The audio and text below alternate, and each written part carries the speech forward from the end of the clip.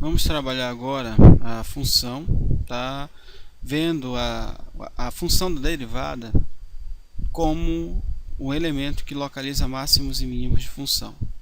Bem, vamos trabalhar ainda com aquela nossa função igual a x elevado ao cubo menos 3 vezes x elevado ao quadrado mais x mais 3. Ok? Então, está aqui nossa função. Nós podemos calcular a derivada dela. Você vai pedir a derivada dessa função f. Ela vai gerar a função f'. Outra forma de você calcular a derivada é colocar a função h de x e colocar f'. Ele também vai calcular a derivada dessa função. Bem, mas vamos trabalhar com essa forma aqui.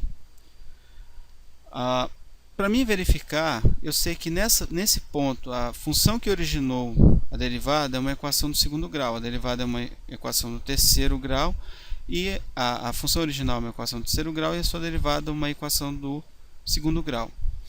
Os pontos onde essa equação corta o eixo de x, que são as raízes, são exatamente os pontos onde essa função são os máximos e os mínimos locais. Então, como a gente pode ver isso? Vamos aqui na ferramenta de controle e interseção de dois pontos. Selecione aqui esse ponto e esse aqui, e ele vai te dar exatamente onde são as raízes dessa função.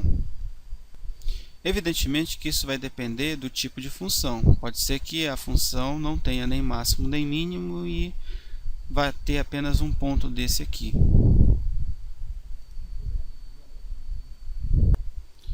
Vamos agora então traçar uma reta perpendicular.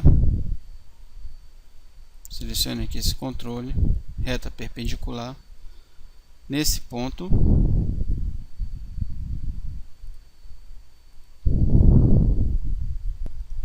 Para traçar essa reta perpendicular, você seleciona o ponto e o eixo de x, depois seleciona esse outro ponto e o eixo de x. E aí você vai verificar o que? Você vai verificar que essa reta perpendicular passa exatamente no máximo e o mínimo da função.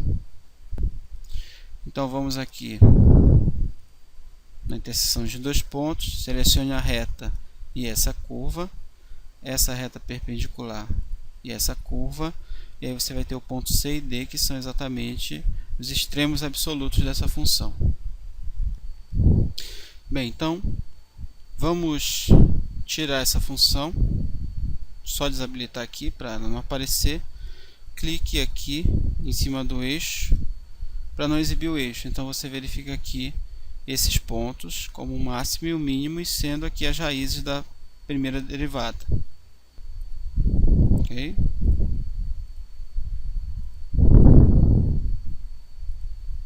Então vamos deletar esses pontos e vamos partir de outros novos. Vamos então aqui colocar um ponto na função e pedir para fazer o cálculo da sua reta tangente. Ok? Então está aqui a reta tangente.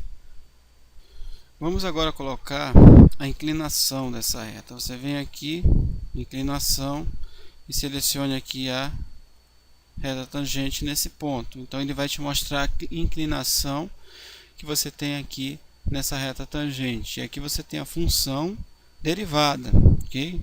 Nesse ponto, conforme você mudar, ela vai mudar esse ponto aqui também. Antes, vamos mudar esse valor aqui. Puxe esse valor para cá, ele vai te dizer aqui a inclinação de A. Renomeie ele para B. Apague esse.